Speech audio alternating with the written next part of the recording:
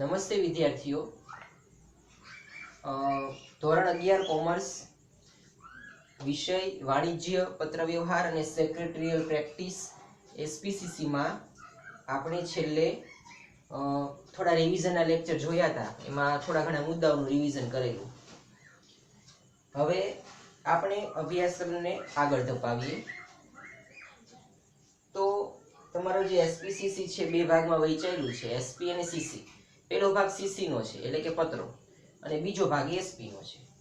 હવે જે બીજો ભાગ એસપી નો છે એની અંદર આપણે એ આવેદન પત્ર, નિયમન પત્ર, કંપની સેક્રેટરી આવા અલગ અલગ યુનિટો આપણે ભણેલા. કંપનીની સ્થાપના વિધિ, ત્યારબાદ આપણે જે બે છેલ્લા યુનિટો જોયેલા આવેદન પત્ર, નિયમન પત્ર, કે જે કંપનીના સ્થાપનાનું પ્રમાણપત્ર મેળવવા માટે અગત્યના દસ્તાવેજો છે એના વિશેની ચર્ચા કરેલી.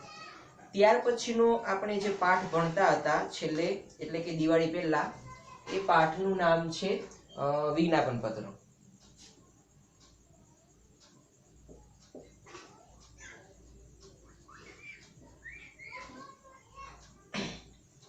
હવે જુઓ, વિજ્ઞાપન પત્ર એટલે કે વિજ્ઞાપન, બરાબર. તો વિજ્ઞાપન પત્ર કોને કહેવામાં આવે છે? જેને કંપનીના પ્રોસ્પેક્ટસ તરીકે પણ ઓળખવામાં આવે. તો વિજ્ઞાપન પત્ર એ એક પ્રકારની જાહેરાત છે, બરાબર, જે કંપની દ્વારા જાહેર જનતાને પોતાના શેર કે જામીનગીરી ખરીદવા માટે આમંત્રણ આપવા માટે એ ઉપયોગમાં લેવામાં આવે છે. આવો એક એ દસ્તાવેજ છે.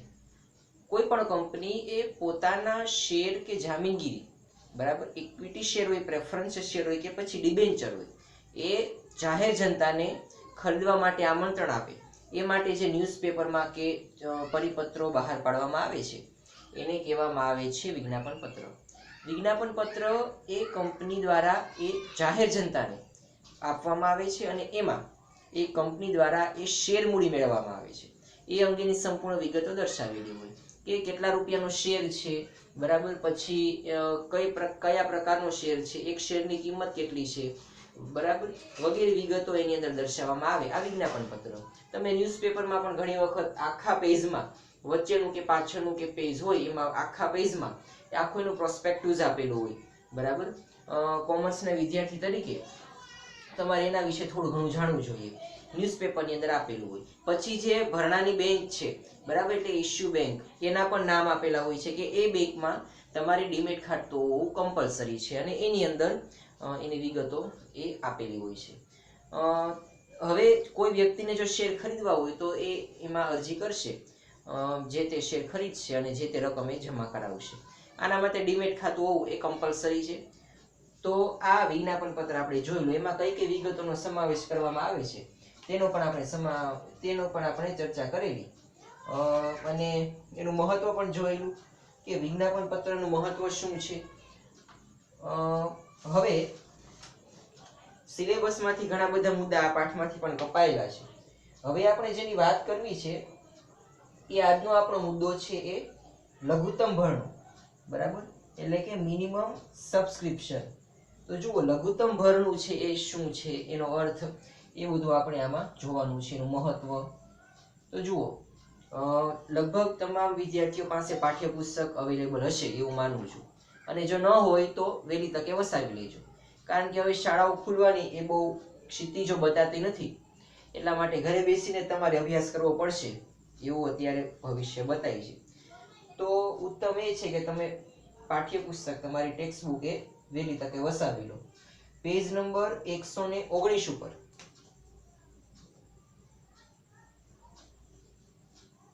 તમને પ્રશ્ન આપવામાં આવેલો છે 6.7, 6.7 નો જે પ્રશ્ન છે, બરાબર, એ તમને આપવામાં આવેલો છે. એનું નામ છે લઘુત્તમ ભરણું, મિનિમમ સબસ્ક્રિપ્શન.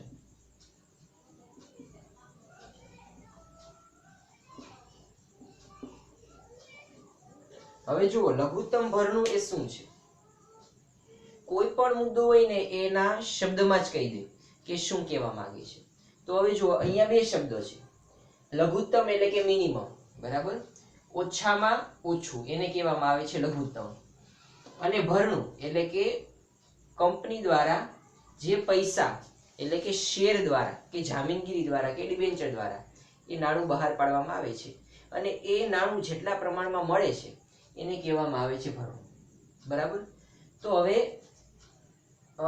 કંપનીના રજિસ્ટ્રાર દ્વારા અથવા તો કંપની ધારા દ્વારા અથવા તો સરકાર દ્વારા એવું નક્કી કરવામાં આવે કે કંપની એ જ્યારે શેર બહાર પાડે ત્યારે એને ઓછામાં ઓછા અમુક પૈસા એટલે કે અમુક શેર તો મળવા જ જોઈએ. બરાબર. એના કોઈ શેર જ ના ખરીદે એમ ન ચાલે. ઓછામાં ઓછા પૈસા તો મળવા જ જોઈએ. કહેવાનો મતલબ એટલો કે તમે બીજા પાસેથી પૈસા ઉછીતા માંગો તો એ તમને કેટલી હદ સુધી પૈસા ઉછીતા આપશે. તમે તમારા મિત્ર પાસે, માનો કે આપણે તમારું ઉદાહરણ લઈએ કે તમે તમારા મિત્ર પાસે 50 રૂપિયા માંગો છો. બરાબર. તમે તમારા મિત્ર પાસે 50 રૂપિયા માંગો છો. હવે કદાચ તમારે મિત્ર આમ ખાસ નહીં હોય અથવા તો એવું કઈ કોઈ કારણ હશે, તમારો મિત્ર એમ કે છે કે 50 રૂપિયા હું તમને ન આપું. બરાબર. 50 રૂપિયા હું તને આપી ના શકું, હું તને 30 રૂપિયા આપું. બરાબર.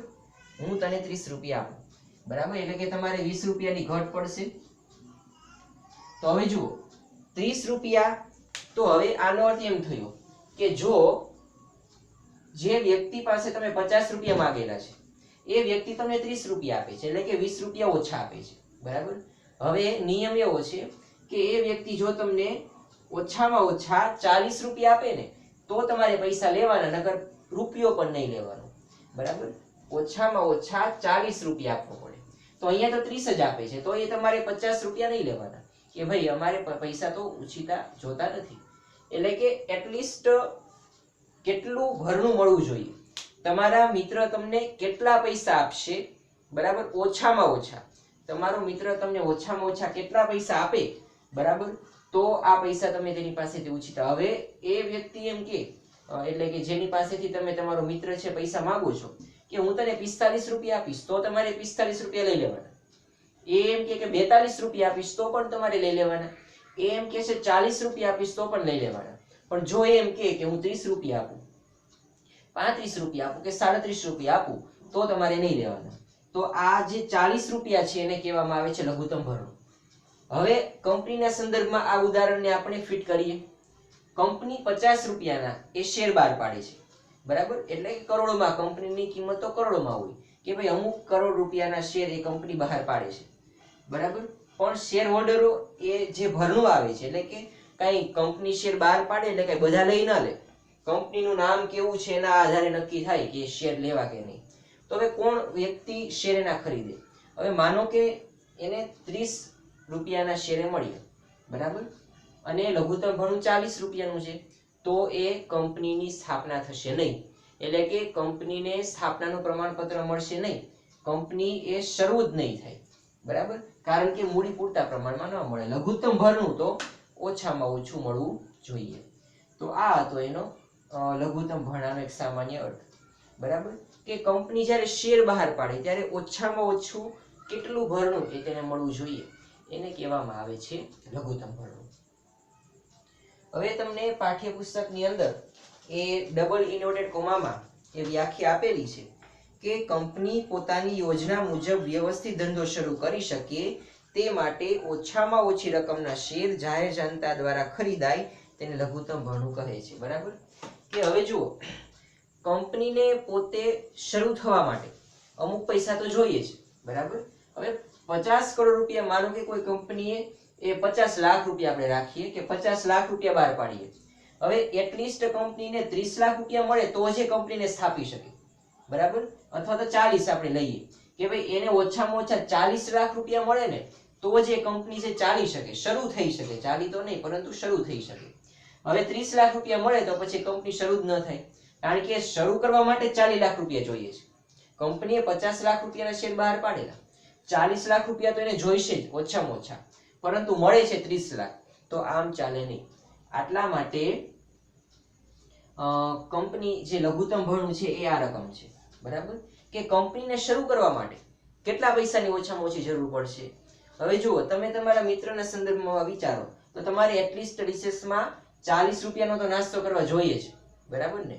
પછી તમારો મિત્ર કે હું 30 રૂપિયા આપું તો પછી તમે અડધા ભૂખ્યા રહ્યો, એના કરતા તો સાવ ભૂખ્યા રહેવું સારું. આનો એમ થયો તમારે પેટ ભરીને નાસ્તો કરવો હોય તો 40 રૂપિયા જોઈએ છે.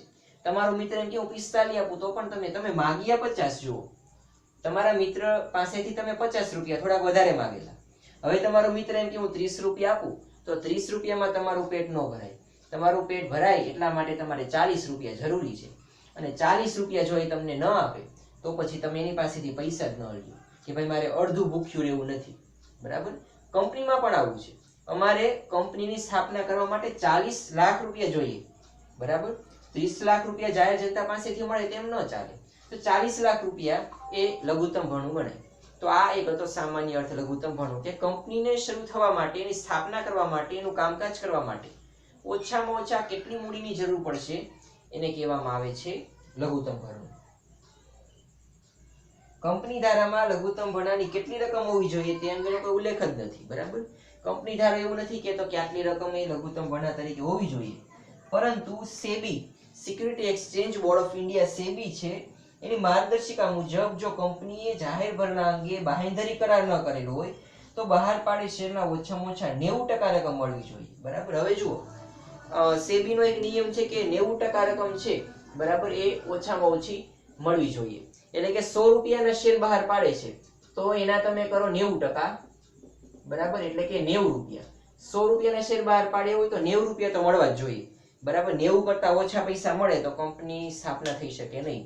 આ એમસીક્યુ માટે, 1 માર્ક્સ માટે બહુ અગત્યનો અને મહત્વનો અને આઈએમપી સવાલ છે કે લઘુત્તમ ભરણું એ સેબીની માર્ગદર્શિકા મુજબ કેટલું હોવું જોઈએ. તો તમારે લખવાનું થશે 90%, કે ઓછામાં ઓછા તમને 90% ભરણું છે મળવું પડે તો જ તમે કંપનીની સ્થાપના કરી શકો, અન્યથા નહીં. બરાબર? 100 રૂપિયાના શેર બહાર પાડો તો જાહેર જનતા તમને 90 રૂપિયા તો આપવી જ પડે, એના સિવાય ચાલે નહીં. તો આ એક હતો સામાન્ય એ લઘુત્તમ ભરણાનો અર્થ. પછી ઘણા બધા મુદ્દા આપેલા કે લઘુત્તમ ભરણું જો ન ભરાય તો શું થાય અને લઘુત્તમ ભરણાનું મહત્વ શું છે. બરાબર? પરંતુ આ બધા મુદ્દાનું ડિસ્કસ આપણે નેક્સ્ટ લેક્ચરમાં કરીશું, કારણ કે અત્યારે જો શરૂ કરશું તો લેક્ચર બહુ લાંબો થશે અને તમારું બધું વધારે